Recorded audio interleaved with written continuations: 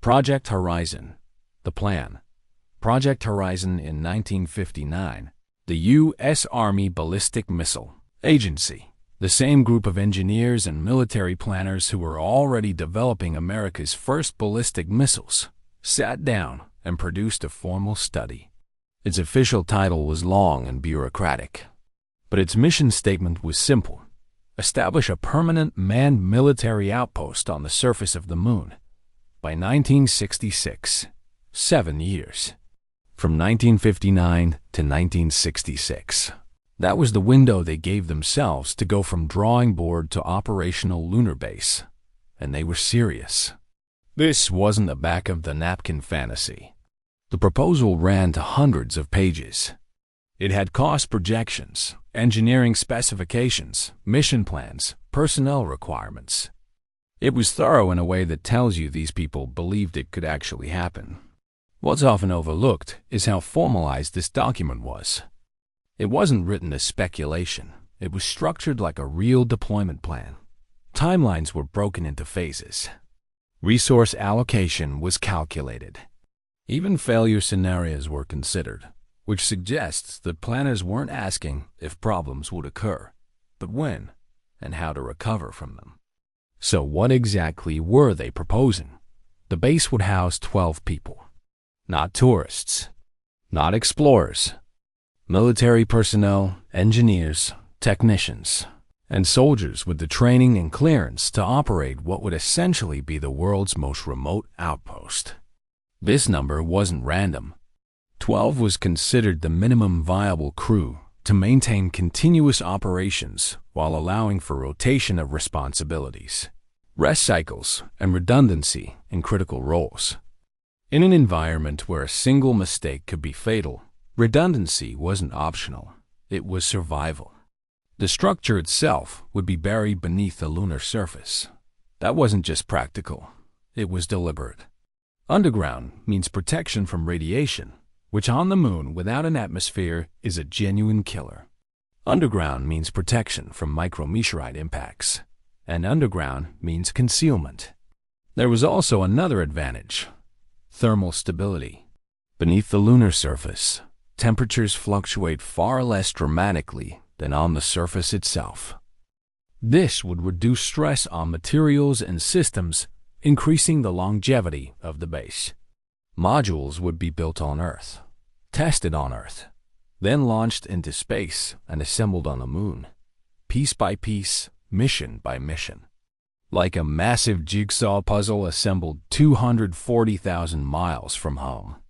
This modular approach would later become a standard in space engineering, used in projects like space stations. But in 1959, it was still a developing concept.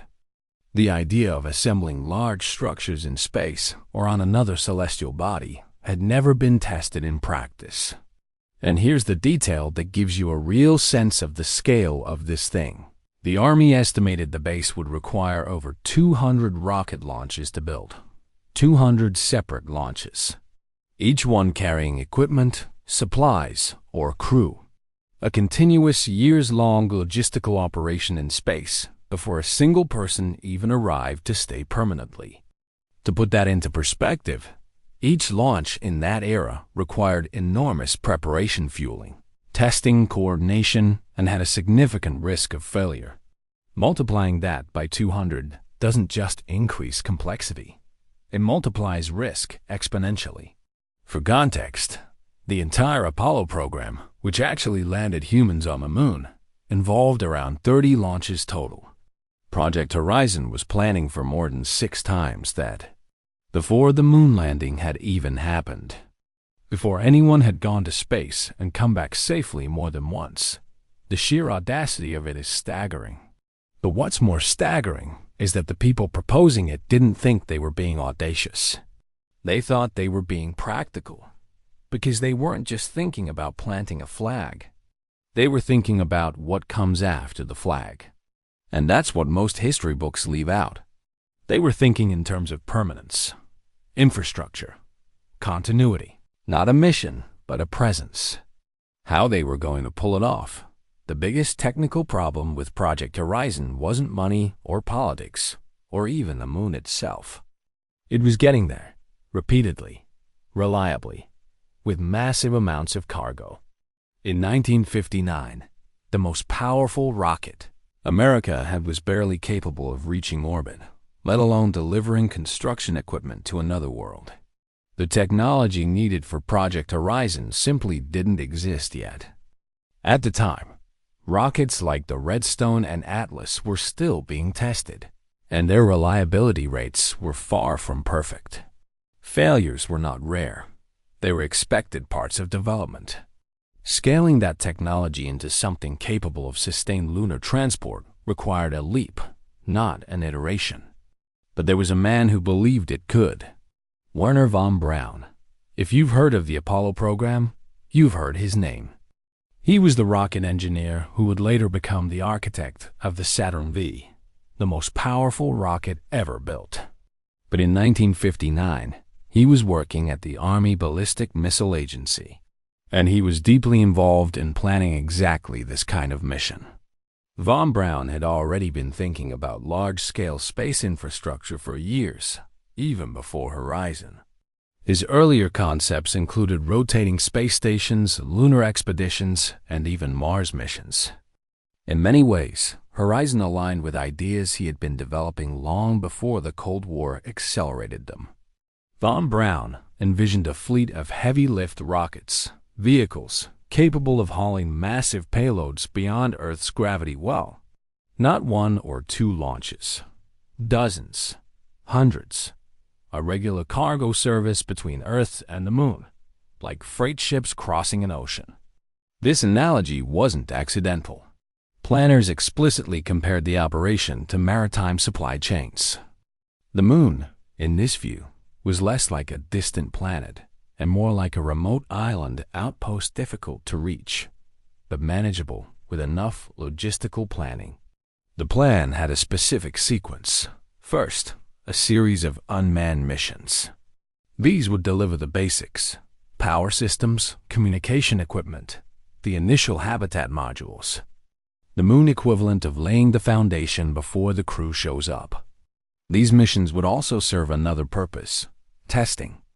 Each successful delivery would validate systems, refine trajectories, and reduce uncertainty for future launches. Failure wasn't just possible, it was expected and built into the planning margins. Then the first crew would arrive. And their job, at least initially, wasn't to explore or conduct science. It was to build, to dig, to assemble the base and make it livable before the next wave of personnel came. They would effectively act as both construction workers and survival specialists, operating in one of the most hostile environments imaginable. And surviving on the Moon is not simple.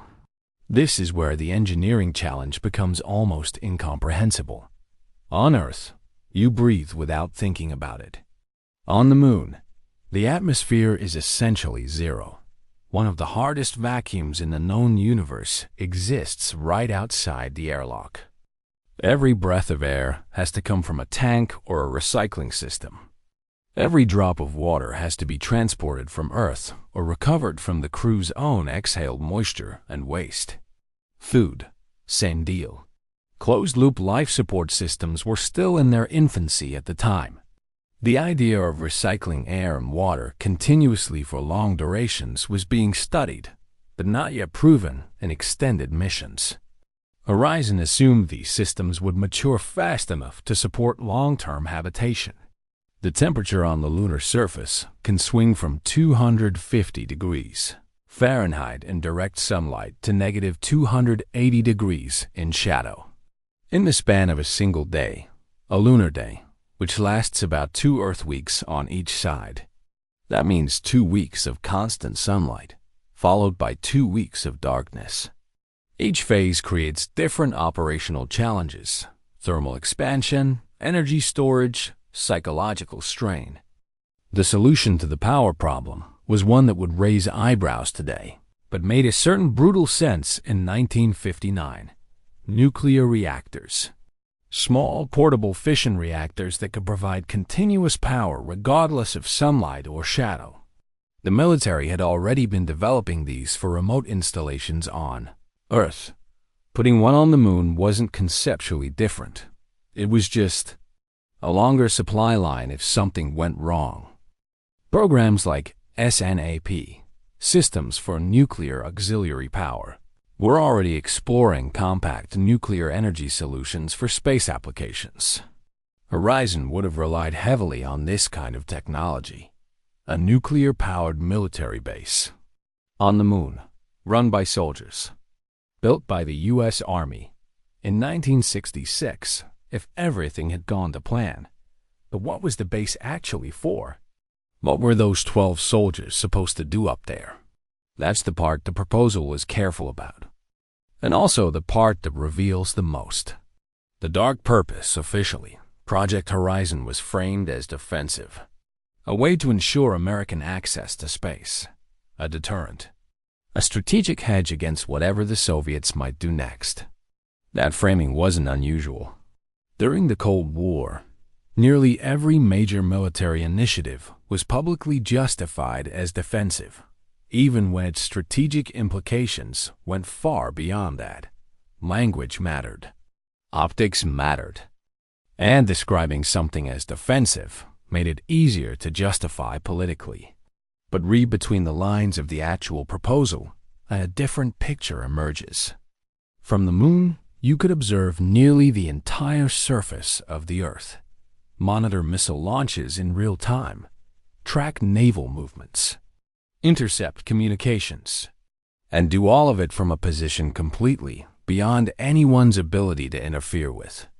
At the time, reconnaissance satellites were still in their infancy. Programs like Corona were just beginning to demonstrate that space-based surveillance was possible. But those satellites had limitations. They orbited, they moved, they had blind spots. A fixed installation on the moon offered something fundamentally different: persistence. Continuous observation without orbital gaps. It would be the ultimate intelligence platform. The most powerful surveillance system ever conceived. And it would be orbiting permanently directly overhead. But some of the military planners went further than surveillance. There was serious internal discussion about the possibility of stationing weapons on the moon. Not necessarily weapons designed to strike Earth directly, though that was considered, but weapons designed to dominate the space between Earth and the moon, to make the moon itself off-limits to anyone else. This concept aligns with a broader strategic idea that was already emerging at the time: space denial. The idea that instead of simply using space, you prevent your adversary from using it at all. Control doesn't just come from presence, it comes from exclusion. The logic was chilling in its simplicity. If you control the high ground, your adversary has to come through you to use it. And if they try, you already have the position, the infrastructure, and the firepower. Think about what that means for the Cold War dynamic. Two superpowers already pointing nuclear missiles at each other across continents. Now add a third dimension. A forward operating base on the moon, armed and operational, watching everything that happens on Earth below. The Soviet Union would have had no choice but to respond. Whatever political restraint existed, whatever careful balance of mutually assured destruction had kept things from spiraling into actual war, it would have been under enormous new pressure. Because deterrence works on balance. And a lunar base, especially a militarized one, would disrupt that balance in unpredictable ways. One side gaining a permanent strategic advantage forces the other side to compensate. And that compensation often comes in the form of escalation. Because you can't ignore a military installation that can watch every move you make. And you can't leave it unanswered. Project Horizon, if built, might not have stabilized the Cold War. It might have redefined it entirely, extended it into space, and made it significantly more dangerous. So why did anyone think this was a good idea? Why this didn't seem crazy at the time? Here's the thing about 1959 that's easy to forget from where we're standing now. The future felt inevitable, and it felt close. In the space of a single decade, humanity had gone from primitive rockets that could barely clear a few miles of altitude to orbital spaceflight. The pace of progress wasn't just fast, it was exponential. Every year brought something that would have seemed impossible 5 years before. This wasn't just perception, it was measurable. Advances in propulsion, material science, computing, and guidance systems were happening simultaneously, reinforcing each other. Progress in one area unlocked possibilities in another. And the mindset that came with that progress was genuine, deep technological optimism. Not the kind of optimism that ignores problems. The kind of optimism that assumes problems will be solved because they kept being solved over and over again. Engineers of that era were operating a feedback loop of success. Each breakthrough reinforced confidence in the next one. Failure was seen not as a stopping point, but as part of the process. If you told someone in 1950 that by 1957 the Soviets would have a satellite in orbit, they'd have called you delusional. And yet, it happened. So, when engineers and military planners in 1959 looked at the challenge of building a base on the moon, the life support, the logistics, the construction, they didn't see insurmountable obstacles. They saw engineering problems. And engineering problems, in their experience, had solutions. And history, frustratingly, proved them right. Because less than 10 years after Project Horizon was proposed, NASA landed 2 human beings on the surface of the moon, returned them safely to Earth, did it again 5 more times. Each mission refined techniques, docking, navigation, life support, that Horizon would have depended on. In hindsight, many of the foundational capabilities required for a lunar base were indeed achieved, just not in a military context. If you can do that, if you can put a man on the moon and bring him home, then building a base there isn't science fiction. It's the next chapter. Project Horizon wasn't a delusion. It was a logical extrapolation from everything that was already happening. It was ambitious, yes. Expensive, absolutely. Controversial, definitely. But impossible? No one who understood the technology in 1959 thought it was impossible. Which makes what came next all the more interesting, because it didn't happen. And the reasons why tell us just as much about that era as the proposal itself. Why it never happened, Project Horizon died. Not from a single fatal blow, but from a slow accumulation of forces that made it first impractical, then politically impossible, and finally formally prohibited. The first problem was straightforward: money. The proposal's own cost estimates were staggering. We're talking billions of dollars in 1959 terms, a figure that would dwarf even the most expensive military programs of the era. And unlike a weapons system, a lunar base wouldn't produce a single deliverable you could point to and say, "This is why we spent that." It was a presence, a commitment, an ongoing expense with no clear end date. Sustaining the base would have required continuous funding, not just initial investment. Every supply mission, every crew rotation, every system upgrade would add to the cost indefinitely. This wasn't a project, it was a permanent obligation. The Pentagon wasn't opposed to big spending, but big spending required justification. And the justification for Project Horizon was always somewhat abstract. Strategic dominance, deterrence, access to space. Hard to put a dollar figure on those things. Even harder to defend in front of a congressional budget committee. Then came the political shift. In 1958, Congress created NASA, the National Aeronautics and Space Administration, a civilian agency, keyword, civilian, explicitly tasked with space exploration and research. This wasn't an accident, it was a deliberate choice, and it reflected a fundamental reframing of what the space race was actually about. Because the thing about a military lunar base is what it signals to the world. it signals aggression. It signals that the United States sees space as a battlefield. And in the Cold War, propaganda mattered almost as much as hardware. Public perception wasn't secondary, it was strategic. Winning global opinion could influence alliances, partnerships, and political leverage. A peaceful image of space exploration was far more advantageous than one dominated by militarization. NASA reframed the whole competition. Instead of soldiers, you sent scientists. Instead of weapons, you sent instruments. Instead of a military outpost, you sent explorers. You took what was essentially a military program and you dressed it in the language of human achievement and scientific progress. That was enormously more powerful as a message to the rest of the world. And it achieved the same strategic goal, demonstrating American technological superiority without the diplomatic risk of openly militarizing space. And then, in 1967, came the document that formally closed the door. The Outer Space Treaty. Signed by the United States, the Soviet Union, and dozens of other nations, the treaty declared that space, including the moon and all other celestial bodies, could not be claimed by any nation. It banned nuclear weapons in orbit and on celestial bodies.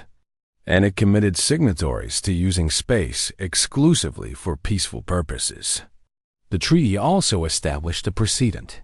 Space would be treated as a global commons, not territory to be owned, but an environment to be shared.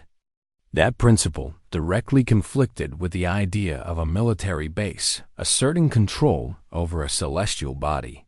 Project Horizon was already dead by then, but the treaty made sure it couldn't be quietly resurrected. The moon, at least officially, would belong to everyone, or no one. But here's the question that keeps nagging. What if those barriers hadn't existed? What if the money had been there, the politics had been different, and the treaty had never been signed? What could have happened? Let's take the scenario seriously. It's 1966. Project Horizon has gone forward. The rockets have been launching for years. Cargo runs, supply missions, crew rotations.